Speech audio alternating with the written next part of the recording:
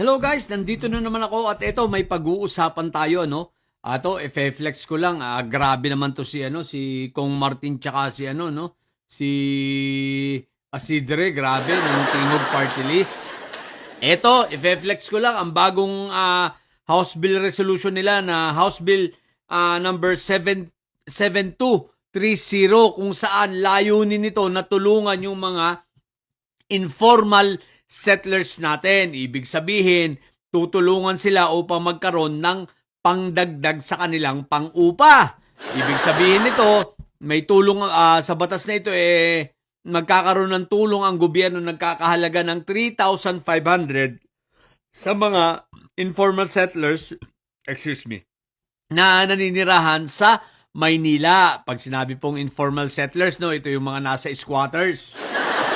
At sa ibang mga bayan naman, dahil ito ay nationwide na implement, i-determine ng local government or I think DSWD or local government kung magkano yung dapat na tulong sa kanila.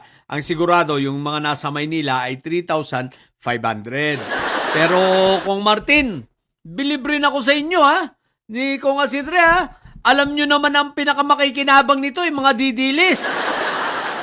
Pero pilit nyo, talagang gagawin nyo pa rin ang batas. Kaya saludo ako sa inyo mga didilis Kahit alam nila kung Martin na kayo ang makikinabang ng malaki rito. Kita mo, gagawan pa rin kayo ng batas na para matulungan kayo mga hinayupa kayo. Isipin mo siyempre, sino ba mga may informal settlers? Kalimitan naman mga didilis. Dahil yung mga loyalista, mga pink, mga dilaw, nagtatrabaho yan.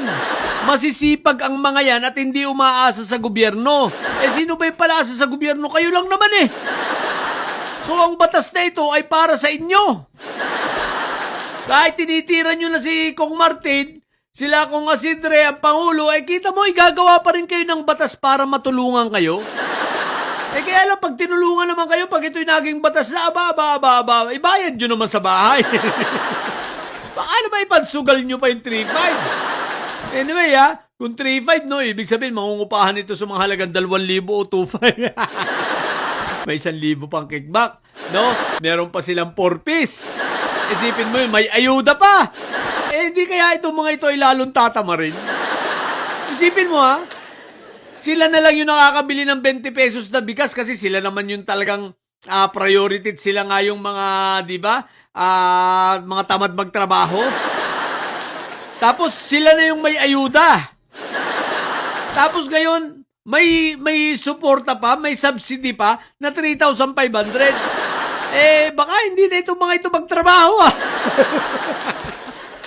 Tamad na nga, lalo pang tatama rin itong mga didilis, di ba? Isipin mo, halos ang kabuhayan nila binigay na ng gobyerno.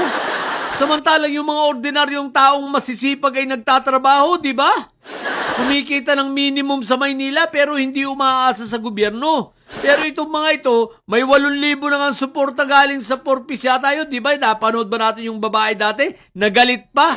Kulang daw ang 8,000 sa isang linggo. Inang mga ito talaga, no? Ibang klase, no? Lalo itong tatama rin, Kaya lang, ganun talaga, At least, sige lang, para matulungan lang, So, maganda ito kasi hindi naman iniisip ni Kong Martin. Sabi ni Kong Martin, hindi naman siguro lahat ay didilis. Sa bagay, dyan naman may katotohanan kasi hindi naman talaga lahat ng mga informal settlers ay mga didilis yan, Dahil sa totoo lang, konti na lang yung didilis. Iilan-ilan na lang yan. Kaya lang, matakaw talaga sa ayuda yan. Tsaka mga tamad yung mga hinayupak na ayaw magtrabaho. Aasa sa ayuda. Tapos sa 20 pesos na kilo ng bigas, sila pa nangunguna sa pila, nakikipag-agawan pa. O diba? Kaya yung mga loyalista, pinagbibigyan na lang kayo Kasi mababait talaga mga loyalista, mga pink, mga dilaw. Sabi nila sige, pagbigyan na natin yung mga ito. Tayo naman kahit papaano nakakapag may kinikita. At kaya natin buhayin sa marangal na paraan at hindi sa panghihingi sa gobyerno ang ating pamilya. Diba? Yung mga didilis, ganyan talaga yan. Walang ginawa yan kundi umasa sa gobyerno. Tapos umaasa na sa gobyerno, kung birahin pa ang gobyerno, kung sirain pa ang gobyerno, ganun-ganun na lang. Diba? Sila naman itong matakaw sa ayuda. Ngayon, ito, 3,500, oh. Pag ito ay naipasa, naku po, Rudy. Ang laking kaluwagan nito. Pero syempre, dahil nga ang iniisip nilang nila Kong Martin, hindi naman lahat yan ay didilis. No? Hindi naman lahat yan. Meron naman tayong mga kababayan dyan na nabiktima rin lang talaga ng kahirapan at hindi magandang kapalaran, matulungan. Diba? At sa bagay na yun, pinapalakpakan ko naman talaga itong si Kong Martin at Congressman Jude Asidre, no? So, kudos sa inyong dalawa sa pagtataguyod sa batas na ito. Napakaganda. Naku, napansin mo ang mga batas ngayon na pinag-aagawa. Napakaganda itong subsiding ito. Diba? Sa upa. May subsidy pa sila sa kuryente. Oo nga pala, no? Isipin mo yung pinirma ng Pangulo tapos ang gusto pa na gawin dito nila, gawin ng isa batas na ni Kong Sandro Marcos, diba? Na wala na talagang bayad, libre na sa kuryente ang kumukonsumo, 2,000 pababa. Abay, isipin nyo naman, informal settlers, abay, ayusin nyo na ang buhay nyo. May ayuda na kayo, monthly, mga 4 piece, ayuda, may 20 pesos na bigas, tapos may suporta pang ganito para sa inyong pang-upa, tapos libre pa ang kuryente. Diyos ko po, Rudy.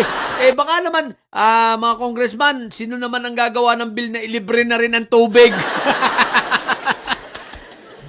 Ang sarap ng buhay nito, mga to. Isipin mo, libre na halos lahat. Diba? Sino kaya rito magbibil naman na ilibre ilibre na ang Maynila? Pero guys,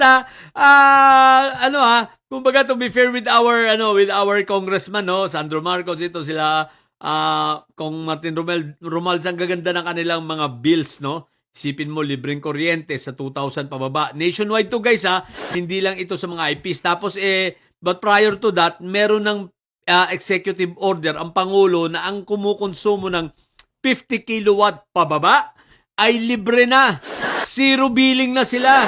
O diba, san ka pa? Kaya sabi ko nga, naku po, Rudy, matutuwa rito ay mga didilis. Hindi, matutuwa rin naman yung iba natin mga kababayan na talaga medyo may kahirapan din ang buhay pero hindi sila didilis. Kaya lang, eto, dala na pati didilis. Wala tayong magagawa mga didilis, kahit bobo yung mga inayupak na yan wala tayong magagawa. Nandyan talaga yan Madadamay at madadamay Kung pwede lang natin piliin na ito, didilis ka, dito ka, bahala ka sa buhay mo, doon ka sa Pasig River, magpakalunod ka na lang. Di ba? Magpatiwakal ka na lang. Ganon! Hindi natin magawa pero kung pwede nga sang sana, no? Kaya lang, damay talaga. So, ang ganda, kita nyo? Kita nyo yung synchronization ng bill? What the heck? Ang tinumbok nito ay kaginawahan ng kahit papano makahinga-hinga yung mga mahihirap nating kababayan. Libreng kuryente. Diba? Ngayon ito, subsidy, tulong para sa kanilang pang-upa para kahit papano magkaroon na sila ng maayos na pamumuhay at kahit papano disenteng pamumuhay, disenteng matutulugan dahil may pang-upa na sila. At the same time, nakakabili na sila ng 20 pesos na bigas plus may ayuda galing pa sa gobyerno. Diba? May tulong financial pa, diba? Lalo na yung mga nasa 4 piece. Isipin mo yan. Isipin mo yung programa ng gobyerno yan, napakaganda. Plus, may pagkakataon pa sila na kapag may kakayanan na sila, talagang kumuha na nga naman ng pabahay ng Pangulo. Itong 4PH, diba? Diba? Ang ganda lang ng programa ng Pangulo. Tapos kayo mga didilis kayo, rinayo pa kayo. Kung makakontra pa kayo sa Pangulo. What the heck? Yun lang! Sa mga bobong didilis at may sayad, ang tatay nyo ay karton. Manatili kayo mga bobo at may sayad sapagkat ang may sayad ay lagi high blood. Bye!